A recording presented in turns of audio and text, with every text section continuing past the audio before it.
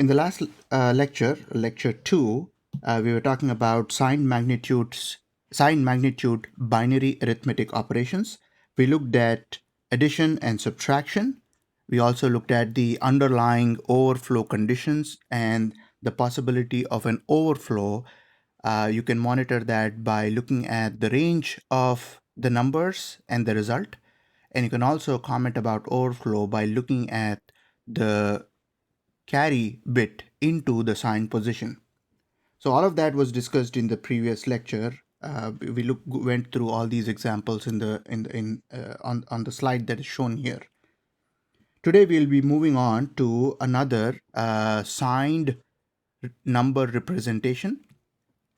We call that 2's complement representation.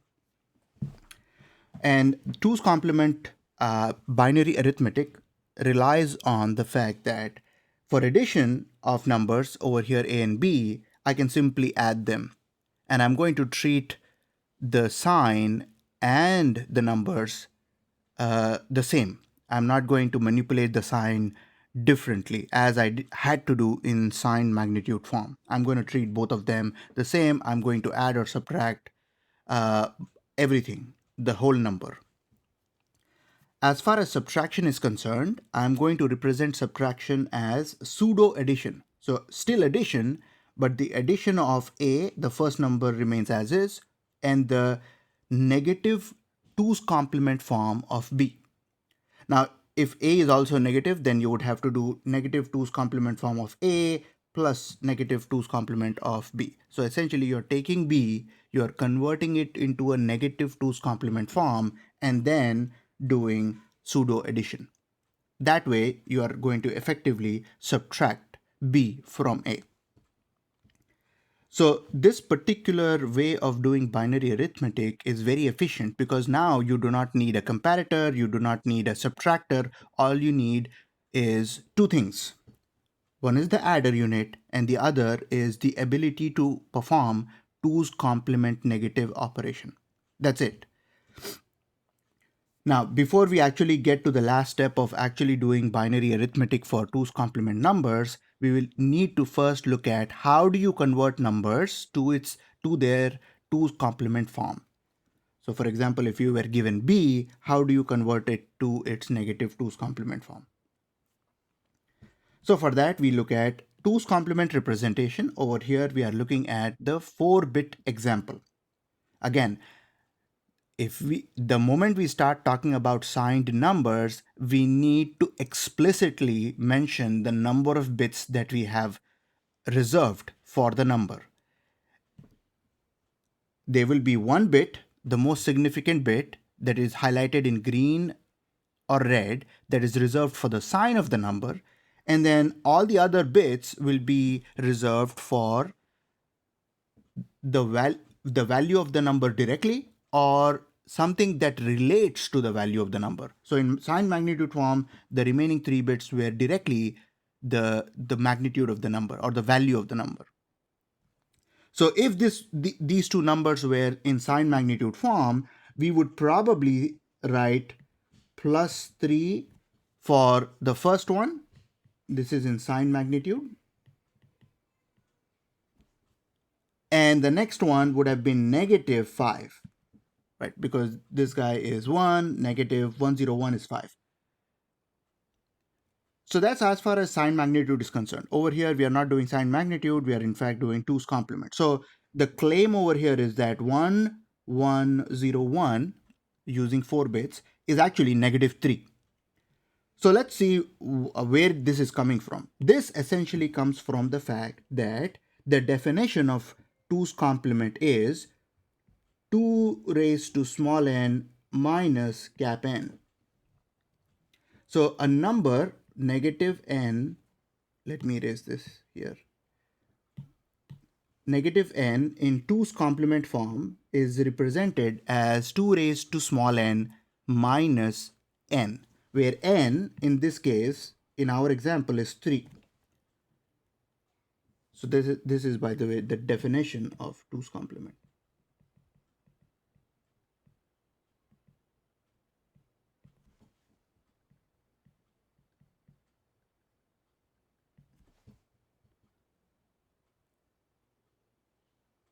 So let's go back. N is 3. So what do you have? Negative 3 represented in 2's complement form will be 2 raised to small n. What is that small n? The small n is going to be the number of bits that we have associated with this example. So 4 bits. 4 minus 3. So that would be 16 minus 3. That would be 13. 13 using 4 bits. So this is in decimal. If you convert that to 4-bit binary, you get 1101. And as you can see, that is exactly the number that is represented over here. So, there is a faster way to do all of these things, but I just want to let you know about the definition of computing 2's complement and how you do that for a simple example of 3. So what we just computed is negative 2's complement representation of 3 using 4 bits. Now, a few advantages of using 2's complement form. Only one representation of 0. There is no two representations like we had for sign magnitude representation. So you get one more combination available. So you get one more negative number than the positive number. And we'll take a look at that example in just a bit, because we are saving one form of 0. We are going to increase one negative number that is possible with a limited number of bits. The most significant bit indicates the sign, just as the previous representation with sign magnitude. Positive numbers are the same as in sign magnitude. So positive numbers are going to be the same. So in 2's complement form, and we'll verify this by applying this definition. You can verify this. So for positive numbers, we don't have to worry too much. We can represent them in the same manner as we did in sign magnitude. The question over here at the end of the slide is, how do we get 1101 for negative 3? And sort of a quick proof I gave to you on this side over here. Actually, I just did this, right? So using the definition, I said negative 3 in 2's complement form is going to be 2 raised to n minus n. So I substitute 3 for this, and I substitute 4 for this because I have 4 bits, and I get 13 here. 13 in decimal is 1101 in binary. So we did this already, so we can move on. Over here, we are talking about the definition we just talked about. So if you have negative n, so you start off with n, 3, then you find out the negative 2's complement representation of n. So negative 2's complement representation of cap n can be calculated as 2 raised to small n, the number of bits, subtracted by minus n. And, n must be fixed. Small n, which is the number of bits, has to be fixed. And this applies for all signed representations. That includes sign magnitude, 2's complement, and in fact, even 1's complement. We'll take a look at 1's complement in just a bit. So let's take a look at another example. 2's complement representation of negative 7. So what do? You find out 2 raised to 4, which is 16? 16 in binary is 1, 0, 0, 0, 0. And then you subtract 7 from it. So you're subtracting 0, 1, 1, 1 from it. What do you get? 1, 0, 0, 1. If you did the difference and borrows that we have learned, you get 1, 0, 0, 1.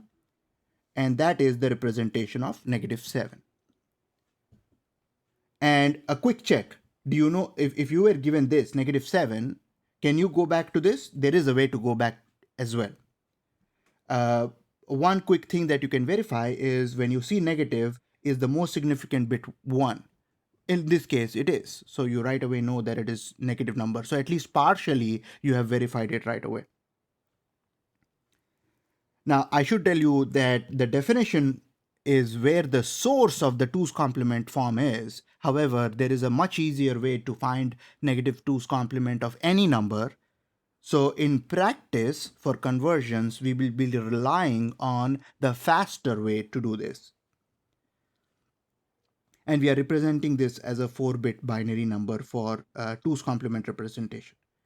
Now, if you turn this around for positive numbers, it is going to be consistent. So for example, if you wanted to represent positive 7 in 2's complement representation, which means that it is the positive 2's complement representation of 7, you still follow the same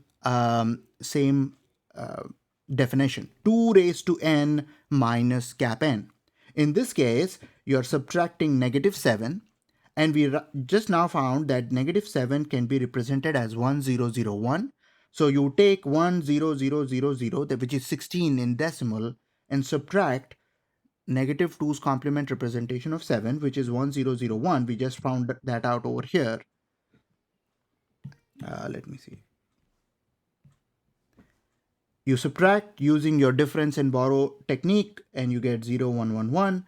That is essentially representation of 7, which is consistent with the statement that we made earlier about the fact that positive numbers are the same in sign magnitude as well as in 2's complement form.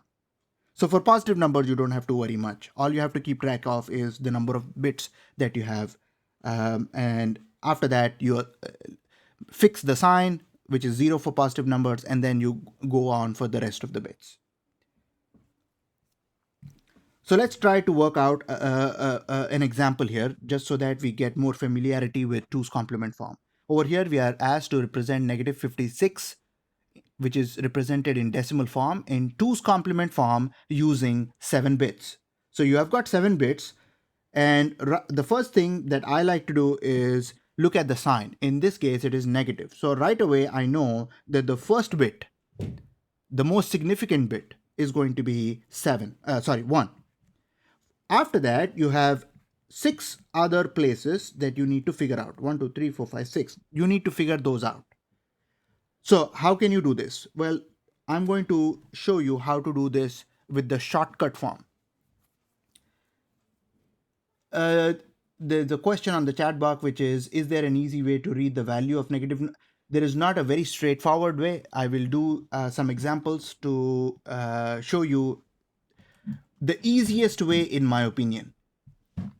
But there is not a very easy way, at least as easy as the sign magnitude form. So the example over here is convert negative 56 to 2's complement form using 7 bits. So first we reserved the sign bit because it was negative. So we said, all right, let's fix the sign bit here. We were left with 6 other places. Now, how do I get 6 other places?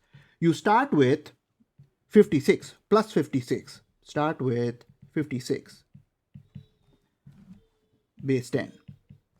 Convert that to, in this case, what do you have? 6-bit number. Treat that as unsigned and just convert that into a 6-bit number, unsigned. So 56 is what? 56 equals, I need 32, I need 16, and I need 8, and I don't need anything else. So I get, in binary, I get 111000. And you guys can check this for me. So once you have the positive 56 representation in binary, then all you have to do, so that's the first step. Second step is flip or complement each bit.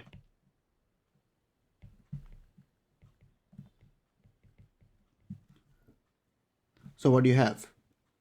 If you complemented each bit, you get 1 complement, 1 complement, 1 complement, 0 complement, 0 complement, 0 complement. What is that?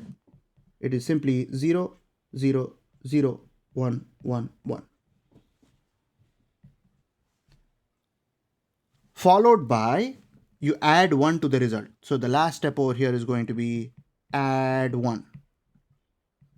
Flip all the bits and add 1.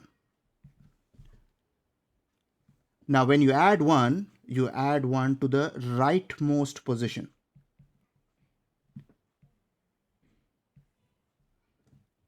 So when you do that, you get 1 plus 1 is 1, 0. 0 goes here, 1 goes there. Then you have 1 plus 1, which is 1, 1, 1 plus 1, which is, sorry, is that right? 1, 1, 1 plus 1.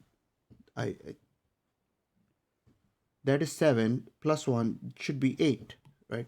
So it should be 0, 0, 1, 0, 0, 0.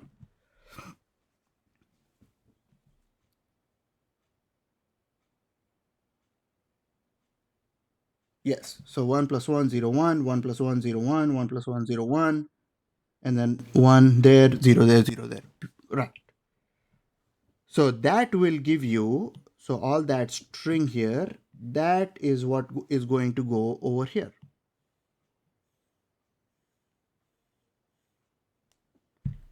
So you just fill in the bits now.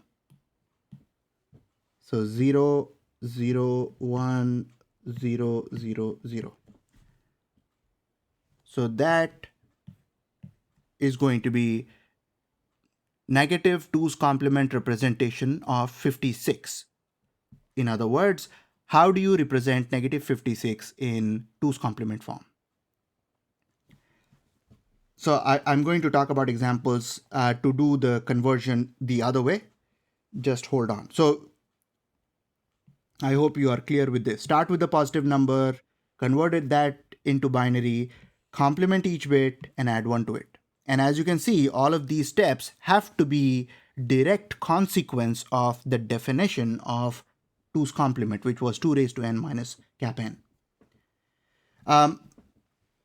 Now, another example over here is convert 10110 in 2's complement to decimal number system. Now, we have to talk about small n, right? Number of bits. So over here, the number of bits is 1, 2, 3, 4, 5. So I'm going to say 5 because I don't know whether there is an additional 0 over here or not in the most significant bit. So I'm assuming that the number of bits is associated with 5.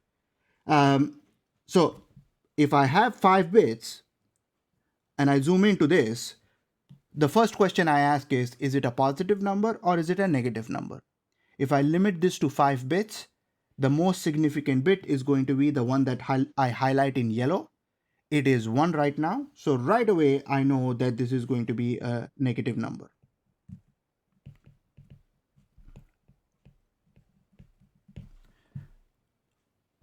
Now, I'm going to have to find the value of that negative number. So the question is, how do you find the value of that number?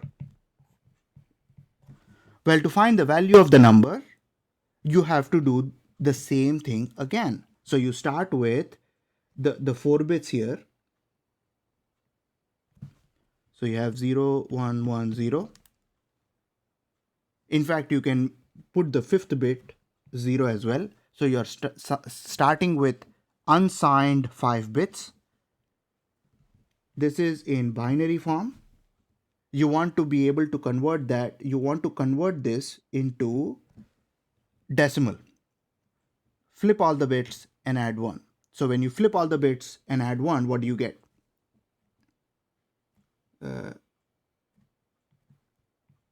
Actually, this is 1, right? And then flip all the bits. What do you have? 0, 1, 0, 0, 1. Add 1.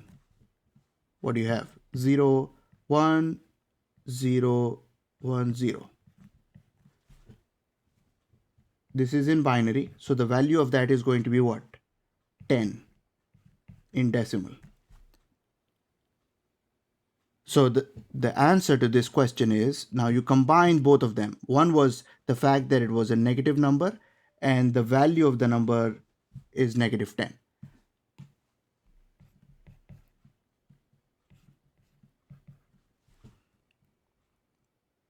And we can quickly check this. How can I check this? When are we adding again? So first we complement all the bits, then we add 1. And when you add 1, you add it to the least significant position. So when you add it to the least significant position after you complement each bit. So complement first to get that. then you add 1 to get that.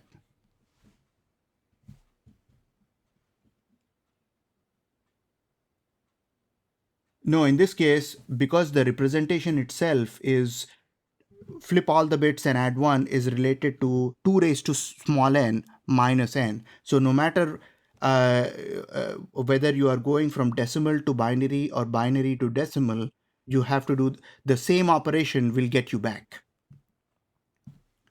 Flip all the bits and adding 1 will get you back. So you can check this actually, right? So when you check this, the question is, how do you represent negative 10 using, well, let me add another slide here to check.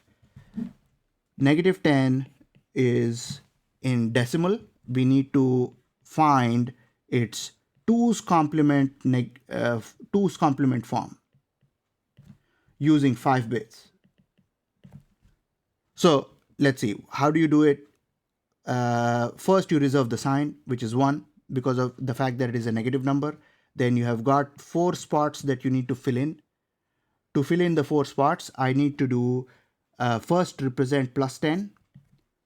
Plus 10 is going to be using 4 bits or 5 bits. It doesn't really matter. It's going to be what? 1 0 1 0.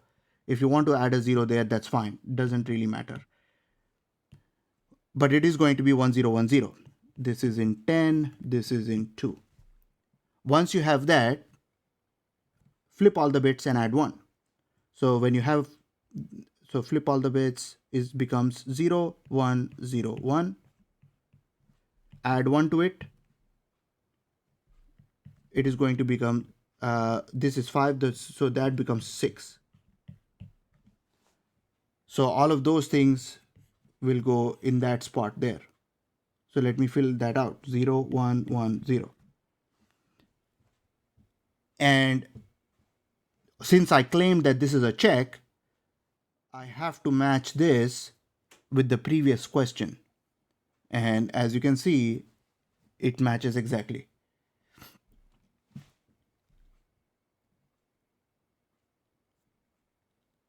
All right, now I want to spend some time trying to talk about the 2's more aspects about the 2's complement form. So what is the range of 2's complement numbers? In this case, because so for sign magnitude, what did we have? With n bits, for sign magnitude, we had negative 2 raised to n minus 1 to positive 2 raised to n minus 1.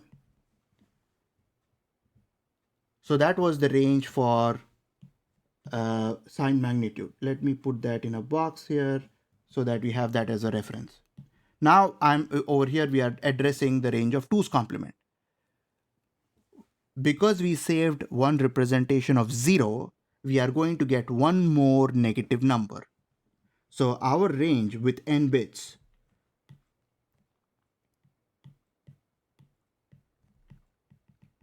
for 2's complement form is going to be negative 2 raised to n minus 1. There is not going to be a minus 1 over here. 2. On the positive side, it stays the same. 2 raised to n minus 1 minus 1. So that's essentially that's the range of 2's complement numbers using small n number of bits. For example, if you have 4 bits, the range is going to be negative 8 to plus 7. And you can verify that by substituting small n as 4 in that formula. So we get a total of 16 unique representations, 16 unique signed numbers by doing this. One more advantage of 2's complement: there is no sequence, there is no number that has 2 representations. All right, so let's talk about another example here. Range is done.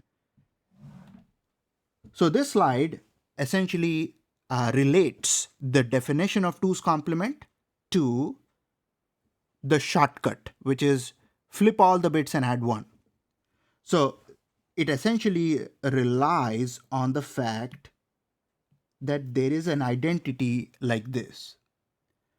2 raised to small n minus 1 is a string of n ones. Have we talked about this before? We absolutely have. So if I go back to my slides here, we did a quick table, if you guys remember. This was a couple of classes. I think it was lecture 1 or start of lecture 2. We represented 1 as 1, 3 as 1, 1, 7 as 1, 1, 1, and so on. And when we reached 2 raised to n minus 1, we had a string of ones. How many ones? N ones. Now, in 2's complement representation, we have this. So we still need this, but we don't have 2 raised to small n. We have 2 raised to small n minus 1, which is where the add 1 comes at the end. Now let's go back to where we were. Let's see, where are we? Right here. Okay. Negative n is first being represented as 2 raised to small n minus cap n. N is the number, small n is the number of bits. We are representing that in 2 pieces. One is 2 raised to small n minus 1. We know that this is going to be a string of ones minus n, capital N, plus 1. So the 1, 1 cancels out at the end, and you get back to this definition. Once we do that, we realize the identity. 2 raised to small n minus 1 is a string of n ones. So instead of writing 2 raised to n minus 1, so what is going to happen when you do this? 2 raised to small n minus 1 minus n. Why do you need this? Let me use blue here. Why do you need this? You need that because you need that. And the claim here is that 2 raised to small n minus 1 minus capital N is the bit by bit complement of capital N. That's the claim. Now I like to actually spend some time validating that. The claim is if I took a string of all ones, and I subtracted a number n from it, I complement each bit. That's the claim.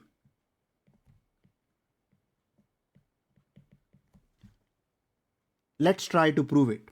So to prove it, I will represent n as maybe n1, n2, n3. Maybe I should write this way. Let me write this way. N3, n2, n1, n0. I am assuming that it is a 4-bit number.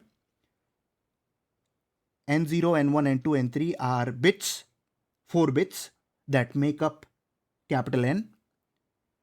So I'm going to do what? I'm going to take 4 ones, 1, 2, 3, 4, and I'm going to subtract N0, N1, N2, N3 from it. So what am I going to have for the result? At each location, I'm going to have 1 minus N0, then I have 1 minus N1, then I have 1 minus N2, then I have 1 minus N3. So literally the question is, if I have 1 minus any variable, what do I do to it? So let me say 1 minus x. What is 1 minus x? I can have 2 possibilities for x. I can have x as 0 and x as 1. When x is 0, 1 minus x becomes what? 1 minus x becomes 1 minus 0 becomes 1. And when x is 1, what do you get? 1 minus x becomes 1 minus 1 becomes 0. As you can see, when x was 0, you got 1 as the result, and when x was 1, you got 0 as the result. So literally, you can claim, by using that, you can claim that this is going to be n0 complement, this is going to be n1 complement, this is going to be n2 complement, this is going to be n3 complement. Bit by bit complement. That's where the definition and the shortcut relate to each other. So let's go back and try to finish up this example. So we said that. So essentially what we just did was validate this statement. And because we only did that for the shown term here in blue, after we do the bit by bit complement, we still have the +1 that remains. So that's why the two steps. First, you do the bit by bit complement. The second, you do the add 1. All right. So I hope that was helpful. Let's move on to an example here. The example here is 2's complement representation of -7. The same example as we did before. Earlier, we used 2 raised to small n minus cap n definition. Over here, we are doing the quicker way. Represent, so as a 4-bit binary number, that's critical. So with 4 bits, how can I represent 7? Well, I can represent 7 with 4 bits as 0, 1, 1, 1. I complement each bit and add 1 to it. I get 1, 0, 0, 0 first and add 1, and I add 1 to the least significant position here. I get 1, 0, 0, 1, which is the representation of -7, consistent with what we had earlier. Also, for +7, it applies the same way. If you take the -2's complement representation of 7 or -7, complement each bit and add 1 to it, you get back 0, 1, 1, 1, which is the representation of +7. So the shortcut, which is simply start with a positive number, flip all the bits, add 1 to it. That is what we are going to use on a regular basis. But I want to show you guys that it is generated using the definition here. Isn't -7 1, 1, 1, 1 in signed magnitude? Absolutely right. -7 in signed magnitude form is 1, 1, 1, 1. However, when you work with 2's complement form, you are finding out the 2's complement representation of +7 by starting with 2's complement form of -7. So let me highlight that. -7, then you do flipping all the bits and adding 1 to it. But in general, you don't even have to worry, because for positive numbers, signed magnitude and 2's complement have the same representation. Not for the negative ones, for the positive ones. So if you have a question about +7, you don't even have to do this manipulation. You can straight write 0, 1, 1, 1, which is consistent with signed magnitude positive numbers. But if you are asked to find the 2's complement negative of say -7 represent -7 in 2's complement form, then you need to start with +7 and then do the flipping all the bits and adding 1 to it. All right, let's move on here. We did the example, so that's there. Okay, next interesting question is, what is the decimal value of 1000 represented in 2's complement form? And as usual, I'm going to fix the number of bits first. I'm going to say it is a 4-bit 2's complement number. And the first thing that I'm going to note is that the most significant bit is 1, which means that it is a negative number.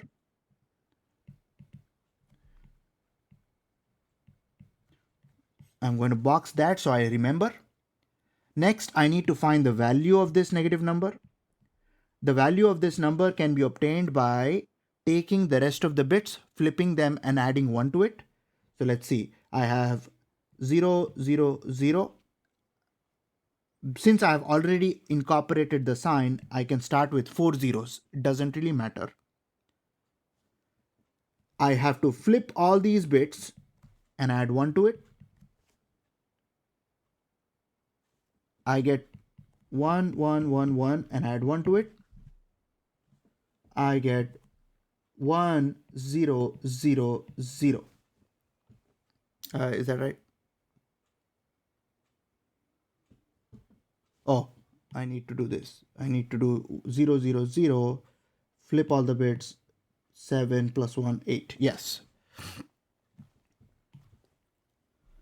So 1, 0, 0, 0 in 2's complement form, what is the value here? 8 in decimal, because this is in binary, is actually a negative number of the value 8. So negative 8.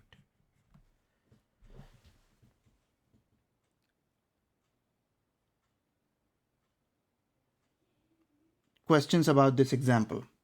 First find the sign, then you find the magnitude or the value. The value can be obtained by taking the bits over here, flipping all of them, adding 1 to it, then you convert it to a decimal. That's the value.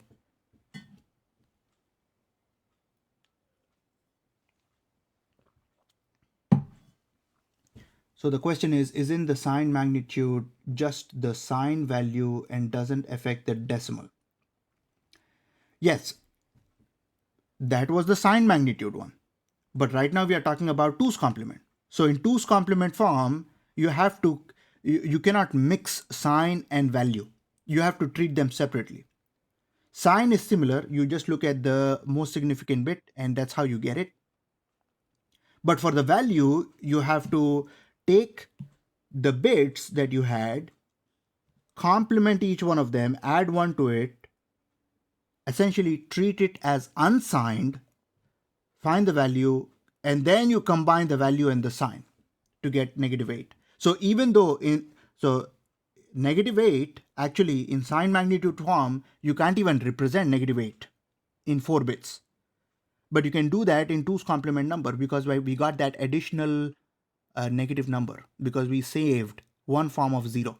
In sign, if you look at this 1, 0, 0, 0, that's actually the same as 0, negative 0. All right, another question here is when we convert to 2C to decimal, we need to just complement all the bits and add 1, including that 1. Which one? So let's see. How about you guys give me a bit sequence? So I want you guys to kind of put in some binary number in 2's complement form. Give me two things: the number of bits that you are using to represent the number and the bit sequence itself. So if you guys can give me that, then I will show you how to convert that to decimal to find out what it represents. We are doing 2's complement example. This is open. This is an open question. All right, 7 bits, and the question is 10110001. All right, so I start with sign, negative number. Then I say, what is the value? Value can be obtained by taking the remaining number of bits, which is 011001, flipping them and adding 1 to it. So what is that? It is 100110, add 1 to it, which is what? 100111. This is in binary, so I have to convert that to decimal. So what do you get? I get 1, 2, 4, nothing for 8, nothing for 16. There is 1 for 32. So I get 32 plus 7, which is 39. So what you did, the answer to your question is negative 39.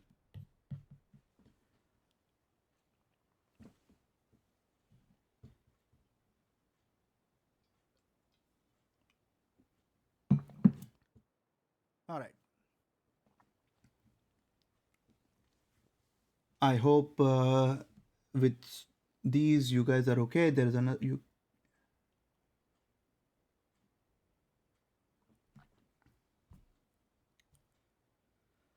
Okay, so a few things to remember. N must be fixed. Always, the moment you start talking about signed representations, there should be alarm bells going off in your head about number of bits. That has to be fixed and explicitly communicated. Or in some cases, you might be able to make some reasonable assumptions, like I did, right? When I looked at this, I made an assumption that it is 4 bits. Next, to convert a positive number to negative number, complement bit by bit and then add 1. We looked at several examples here. To convert a negative number to positive, uh, if you want to go back, negative to positive, you still do the same thing. Convert bit by bit, then add 1. We looked at several examples, but we looked at examples related to 7 to do both these steps. We got 7 to negative 7, then we got negative 7 to 7. We did that for these two statements. Okay. Now, coming to the main theme here, the theme was binary arithmetic.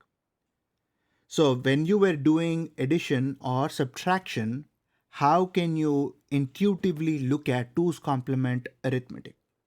Now on this circle, we are representing all the numbers that you can represent with 2's complement form using 4 bits.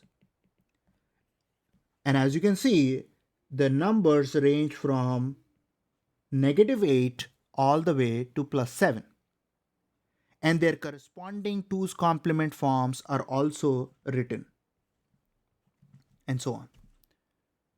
So what happens when you add and what happens when you subtract? So for example, addition of positive numbers takes a number and moves it clockwise. So if you do -3 plus 3, well, that place will move 3 up to 0.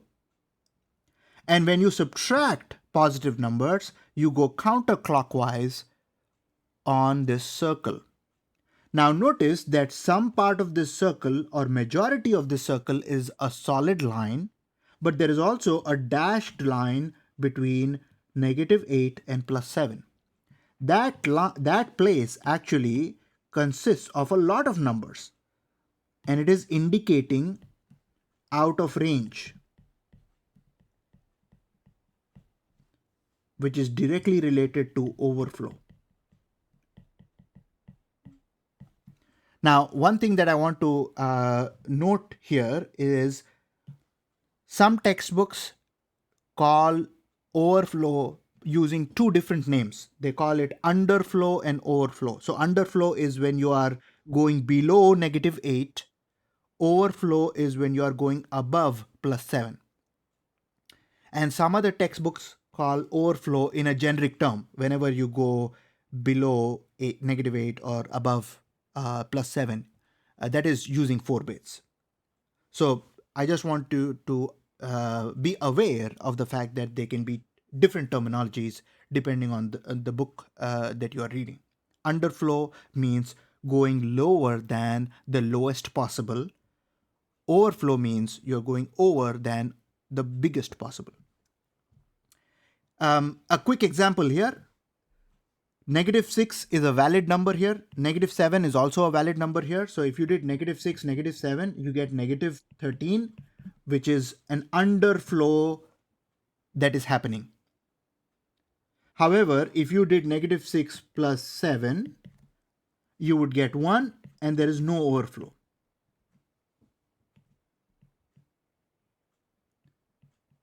So in fact, you can say that overflow can only happen if you are doing negative a number.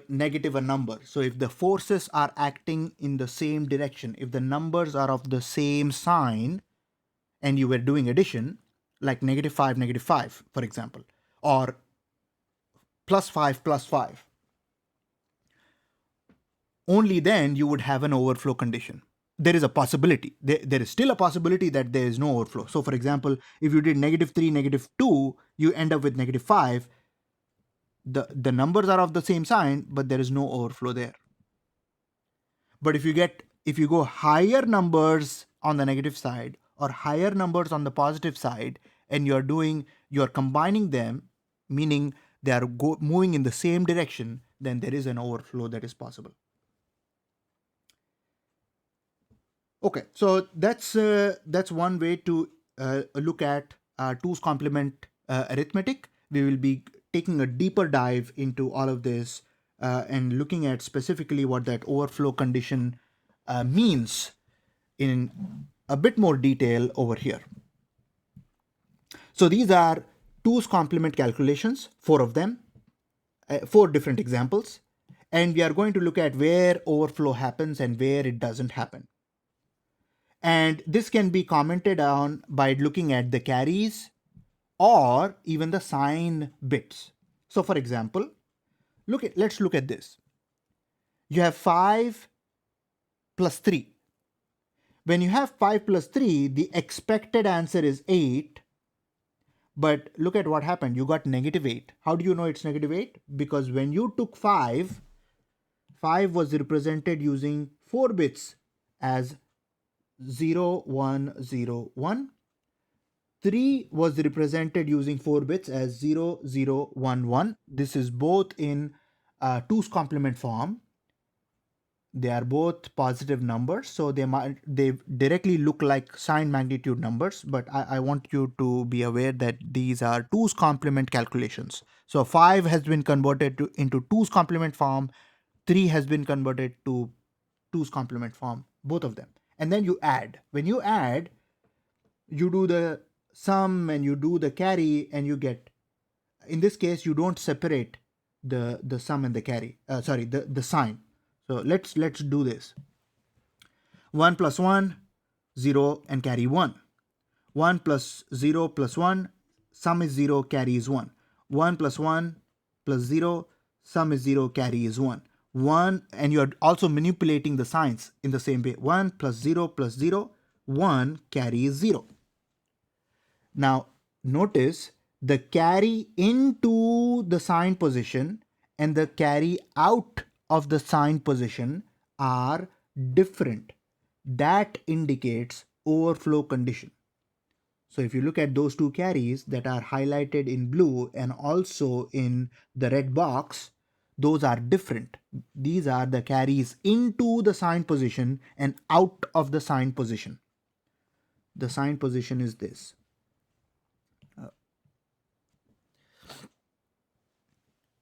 So if those two carries are different, that indicates overflow. There is another way of indicating overflow. The first number was positive, indicated by that 0. The second number was positive, indicated by that 0. When you add two positive numbers, you cannot get a negative number. That's another way to find out whether overflow exists or not. Positive plus positive should not give you negative. If it does, overflow has occurred. That means your answer is incorrect. -8 instead of +8. In the same way, we can look at a different condition here. This one is -7 and -2. -7 and -2, you expect -9.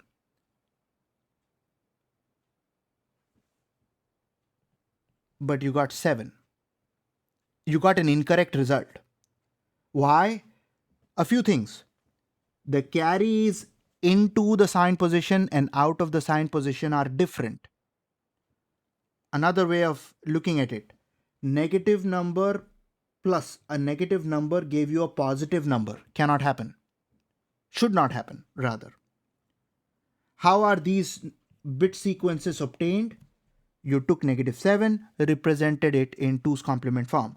You got 1, 0, 0, 1. You took -2 and represented it in 2's complement form. You got 1, 1, 1, 1, 0. And then you added them. So you essentially did this, right? -A plus -b. So you converted 7 to 2's complement form, you converted 2 to 2's complement negative form, and then you simply added them together. So you come back to that same concept of pseudo addition.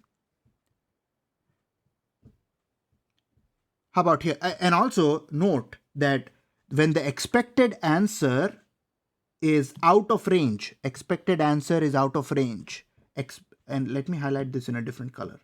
Let's say pink. Expected answer is out of range. Answer is out of range. You get overflow. When the expected answer is in range, 5 plus 2, 7, in range, you don't get overflow. Positive plus positive is positive. Makes sense. Negative plus negative is negative. Makes sense. Expected answer is within the range. Remember, with 4 bits, you can represent negative 8 all the way to plus 7. So negative 8 is part of the range. No overflow. Also, carries into the sign position and out of the sign position are the same. Highlighted in blue here. Same and same. So there are several ways to find out whether overflow condition occurs or not, and I have laid out all of them over here by looking at sign positions, by looking at the carry into the sign position and carry out of the sign position, and so on. Okay, let's see questions about these calculations.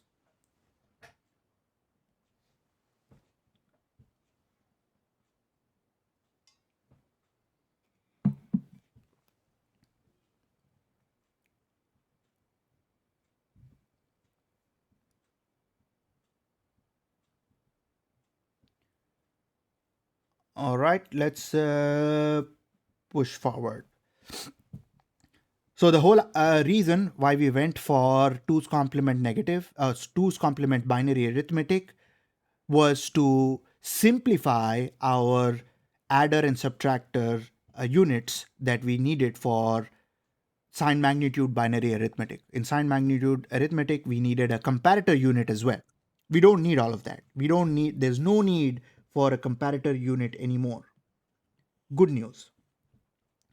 Subtraction is also treated as addition, pseudo addition. So all you need for 2's complement operation are adder and something to find the 2's complement negative. So we need something to do complement bit by bit and add 1. If we that is our 2's complement, to find 2's complement negative of numbers. That's it. Adder and 2's complement, something that allows us to find 2's complement of a number. So we have simplified the design, and we don't need to treat sign and magnitude separately. We can just add all of them, all the bits. So that's the benefit of looking at 2's complement form of representation. Okay, how about fractions? How do you deal with fractions? Some of this you have already seen. For example, 5.23 in decimal can be represented as in positional significance, using positional notation, can be represented as 5 times 10 to 0, 2 times 10 to the negative 1, 3 times 10 to the negative 2. Those are the weights in decimal number system: 0, negative 1, negative 2. Similarly, if the number was binary, for example, 10 binary point 11, the base or radix is 2, so it's a binary number. All we would do is you would do 1 here,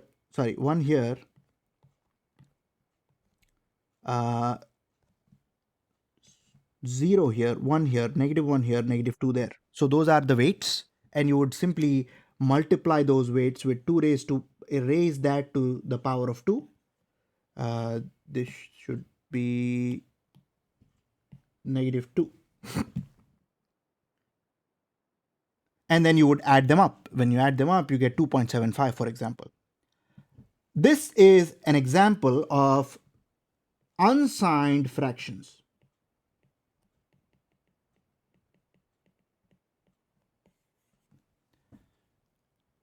fractions could also be signed.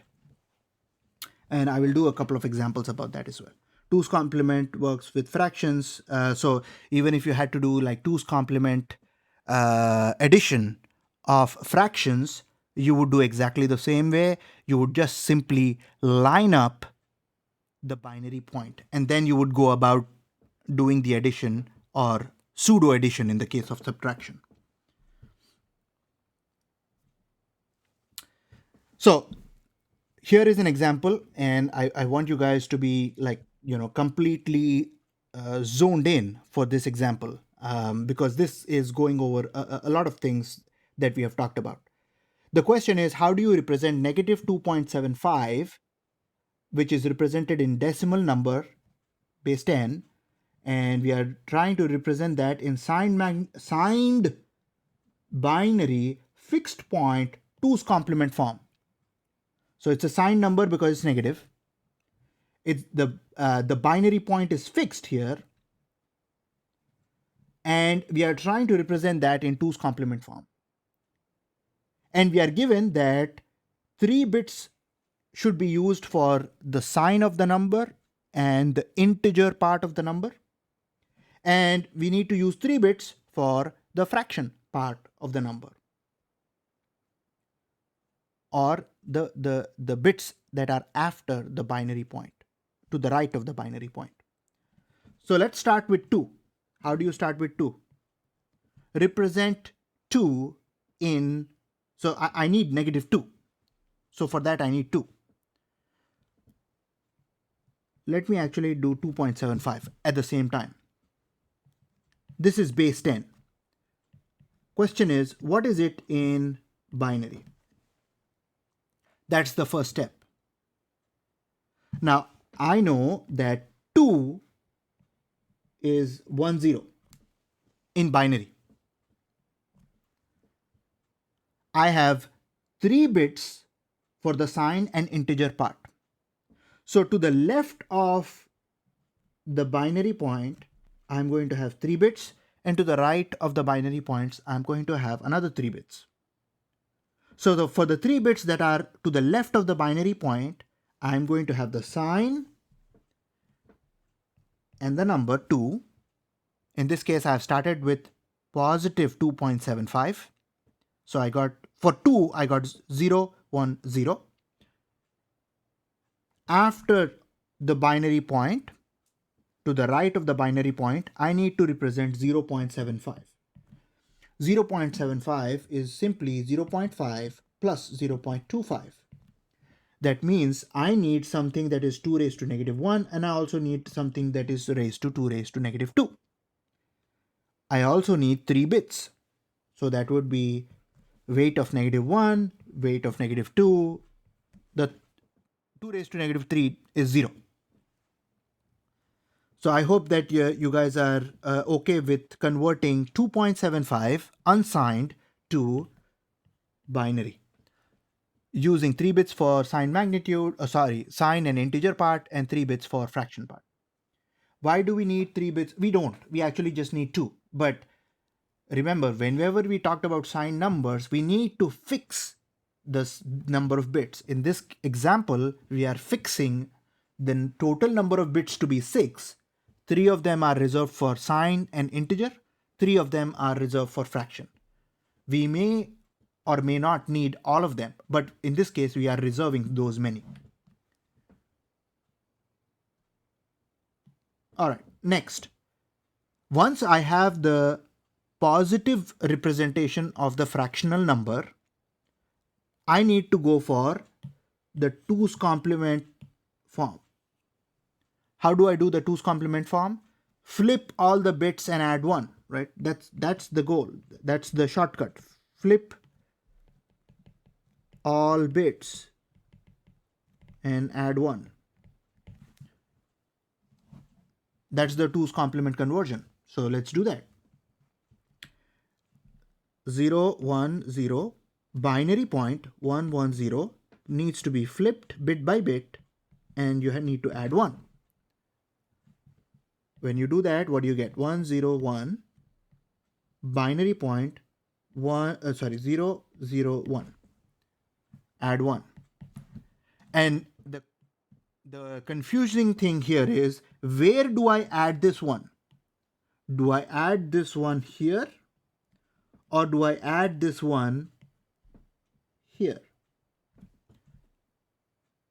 The answer to this question is the binary point is implicit. You need to add the 1 to the least significant position of the entire number. Think about this. You can always multiply this by 2 raised to 3 to move the binary point all the way here, add the 1, and then divide. Just exactly the same way you manipulate your decimal numbers. Multiply it by some 10 raised to 3 to move the decimal point to the right, then do the manipulation, adding 1 for example, and then you can divide it by 1000, 10 raised to 3 to move the decimal point to the left. Exactly the same way we can do that over here. So the thing to note is, you are going to not be doing this, you are adding the 1 to the least significant position of the entire number. So what is going to happen when you do that? You have 1 0 1 0 0 1 plus 1. So you're going to get 0 1 0, sorry, that is simply 1 0 1 0 1. So that will be our final answer. 1 0 1, binary point 0 1 0, that's in 2's complement form. So this number negative 2.75 can be represented using 6 bits, 3 of them for sign and integer, 3 of them for fraction, as 1 0 1, binary point 0 1 0. All right, let's move forward here. How do you go back? If you have 101.010 in 2's complement form, how do you find the value? Similar process. I'm going to kind of work through it a little bit faster. First, negative number.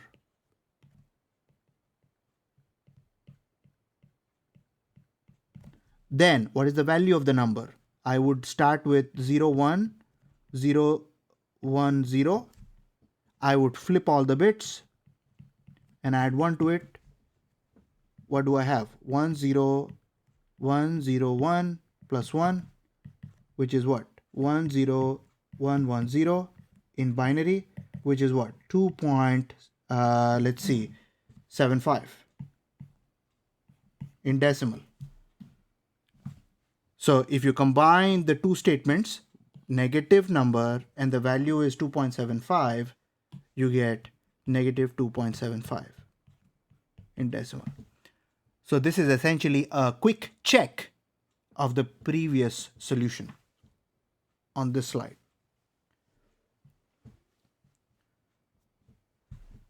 All right, I hope that was...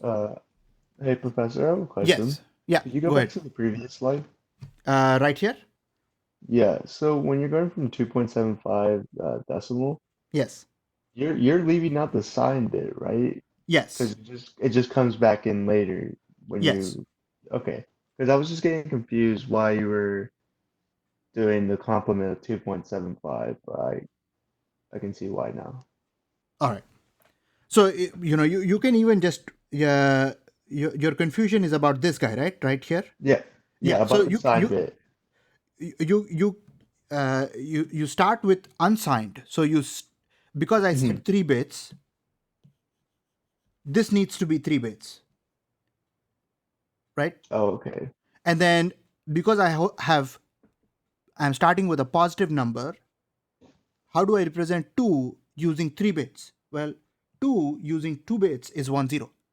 Using 3 bits, because it's a positive number, it will be 0 1 0. Okay. I see it now. Thank you. No problem. All right. So next question, please. Anybody else?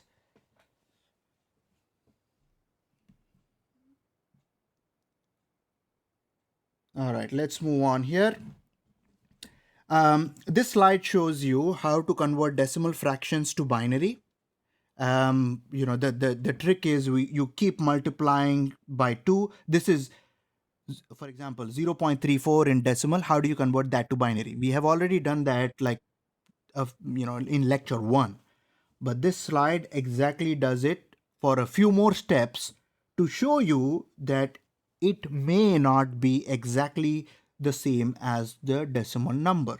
So for example, if you start with 0.34, keep multiplying by 2, record the integer part of the result. What do you have? 0.34, you will see that it is represented as 0.0101, and there are so many bits. And if we limit those number of bits to 1, 2, 3, 4, 5, 6, 7, 8, 9, 10, we go very close to 0.34, but still there is some error because of limitation of 10 bits. Now, if you want more accuracy, then you increase the number of bits that you have associated with the fraction part. But the goal of this slide is to show you that there will be some sort of approximation due to the fact that the number of bits in the binary form are limited. We have talked about that earlier. Now let's talk about fixed point versus floating point. Now fixed point numbers were, for example, 2.75. It was a fixed point decimal number. Or 101.110. It was a fixed point binary representation. But you also have floating point conventions where the decimal point is essentially a floating entity, very necessary to be able to represent very, very, very small numbers all the way to very, very, very large numbers. So for example, the 64-bit computer that almost all of you own will represent numbers in a 64-bit or double precision format. In a IEEE 754 double precision format, where numbers are represented as 60 using 64 bits, 11 bits are for the exponent. So this is sign of the number and the exponent of the 10 raised to whatever that exponent is. It is related to that. And then the remaining 52 bits are for significant, so the value itself. And then one is for the sign. Total, they make up 64 bits. There is also a 32-bit single precision format in which there is 1 bit for the sign, and there are 8 bits for the exponent, something related to the exponent, and then there will be 23, I think, for the mantissa, or also called as the significant. This is 32-bit format, which is the single precision. So all the details about conversion and the conversions are discussed in ECSE 2660. So if you are a computer systems engineer majoring in computer systems, it will be a required course for you to take. But all these discussions, all the floating point conventions will be dealt with in Kenos. Okay, let's move on here. Let's talk about binary coded decimal. Binary codes for decimal numbers. So if you want to convert a decimal number to binary, the quickest way or the most conventional way is to be using binary codes for each decimal symbol. Why decimal? Because that's what is most comfortable for human beings. 10 fingers and 10 toes. So there are mainly 3 forms of representing binary codes for decimal number. One is binary coded decimal, BCD, which essentially works on the 8421 weighted code.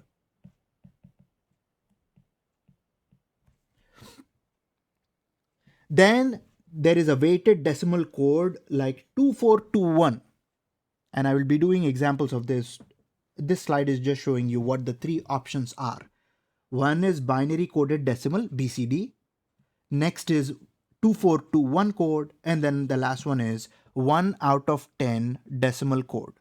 These three can be used to represent the decimal symbols 0, 1, 2, 3, 4, 5, 6, 7, 8, 9. Let's learn more about them using this table. So let's fill it up. On the left column, I have the 10 decimal symbols. My goal will be to fill up the three remaining columns. For 8421, I'm going to use 4 bits. I only need 4 because I have 10 possibilities. In fact, I'm not even using the 6 remaining possibilities that I could get with 4 bits. I'm not even using that. So for BCD, I'm going to weight each digit as 1, 2, 4, and 8 as I move right to left. So for 0, I have 0, 0, 0, 0. For 1, I have 1. For 2, I have that. For 3, I have that. This should be very straightforward because all I am doing is converting decimal to binary.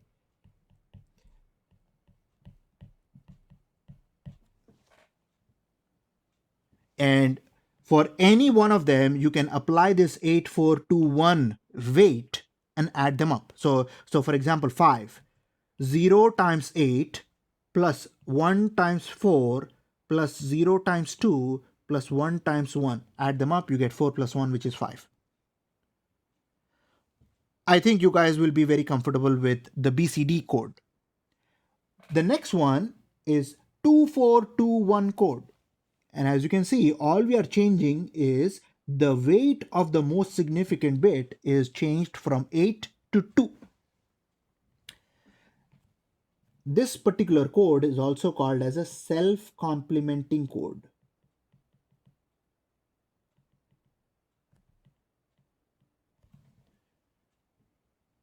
And here is the reason why. 0 is represented the same way, 0, 0, 0, 0. So you take zeros and multiply them with 2, 4, 2, and 1, add them up, you still get 0. That's fine. 1, sure, the same way. Actually, before I go to 1, let me tell you why this is called self-complementing code. So once you write this 0, 0, 0, 0, you already know this. 9 will be 1, 1, 1, 1. Complement each bit,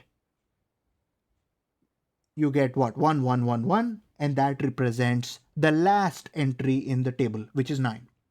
And you can verify. You take 2, 4, 2, 1, multiply these guys here, add them up. What do you get? 2 plus 4 plus 2 plus 1, you get 9. Next, 1 is represented as that, which means 8 is represented as that. Next, 2 is represented as that. 7 is represented as that. 3 is represented as that. 6 is represented as that. 4, 5.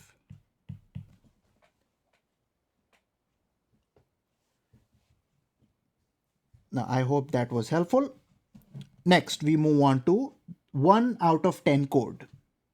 For 1 out of 10 code, one of the bits in this sequence is 1. 1 out of 10. And depending on which bit is 1, you know the number in decimal. So if the first bit, the leftmost bit is 1, you know that it corresponds to decimal 0. Then if it is the next location, you know it's 1. If it is the next location, you know it's 2, and so on up to 9 will be what? 0, 0, 0, 0, 0, 1. So that's 1 out of 10 code. Now let us do some examples to get really good understanding of how to deal with these binary codes for decimal numbers. Over here we have two examples. We are asked to represent 12 in decimal using 2421 code, and 905, which is decimal, using another binary code 2421. Well, it's the same 2421. That's fine. So what is 1? Treat 1 and 2 separately. What is 1 in 2421 code? It was 1. Right. Then what was 2? It was 2. So we did this with that, this with that.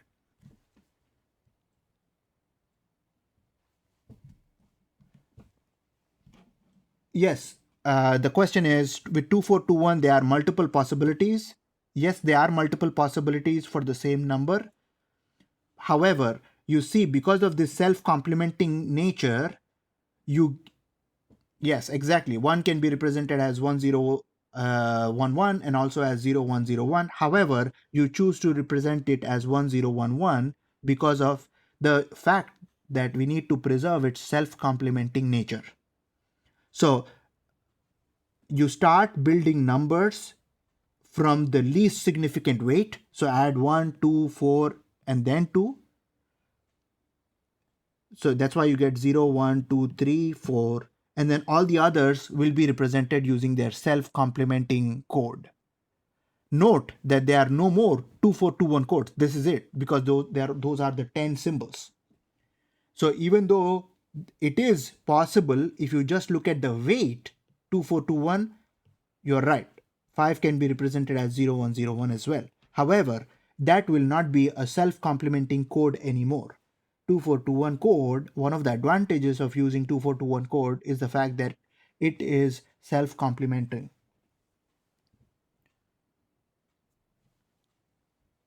So 5 should be represented in that code as 1011.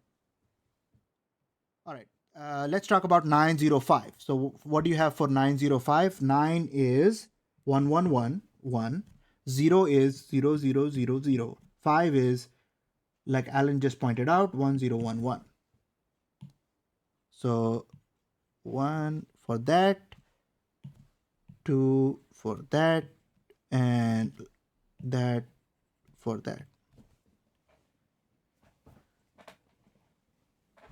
And then with these examples, I'm sure that if the question was 1 out of 10 or 8421, you would be able to deal with that. All right. So this, I'm going to stop up my recording here because that comes